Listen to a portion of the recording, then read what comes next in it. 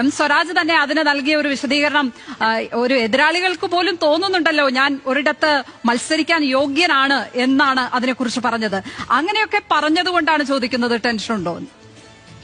ഒരു ടെൻഷനുമില്ല. മാത്രമല്ല അദ്ദേഹത്തെ പോലെ പാർട്ടിയിലെ ഉത്തരവാദിത്തപ്പെട്ട സ്ഥാനത്തിരിക്കുന്ന ഒരാൾ മത്സരിക്കണമെന്ന് ഞങ്ങൾക്ക് വളരെ നിർബന്ധം ഉണ്ടായിരുന്നു. കാരണം എന്താണ്, തൃക്കാക്കരയിൽ തോറ്റപ്പോൾ പറഞ്ഞത് അത് സ്വതന്ത്രനെ നിർത്തിയത് പാളി എന്നാണ്.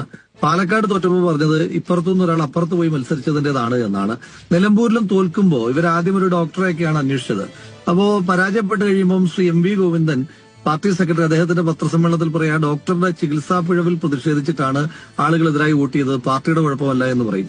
ഇതിപ്പോ പാർട്ടിക്ക് എന്തു പറയാനുണ്ട്? പാർട്ടിയുടെ സംസ്ഥാന സെക്രട്ടേറിയറ്റ് മെമ്പർ, ആ പ്രദേശത്തു നിന്നുള്ള ആള്, അങ്ങനെ പിന്നെ ആ ഒരു മുൻ MLA, അങ്ങനെ പാർട്ടിയുടെ റാങ്ക് ആൻഡ് ഫയലിൽ വളരെ ഉന്നതമായ പദവിയിൽ ഇരിക്കുന്ന ഒരാൾ തന്നെ മത്സരിക്കുമ്പോൾ നാളെ ആ പരാജയത്തിൽ നിന്ന് ഉത്തരവാദിത്വം മാറ്റി വെക്കുവാനായിട്ട് CPM കഴിയില്ല. അത് കൃത്യമായി ഞങ്ങൾ വളരെ കാൽക്കുലേറ്റഡ് ആയിട്ട് തന്നെയാണ് ശ്രീ എം സ്വരാജിനെ പോലെ ഉത്തരവാദിത്തപ്പെട്ട ഒരു പാർട്ടിയുടെ ഭാരവാഹി തന്നെ മത്സരിക്കണമെന്ന് പറഞ്ഞത്.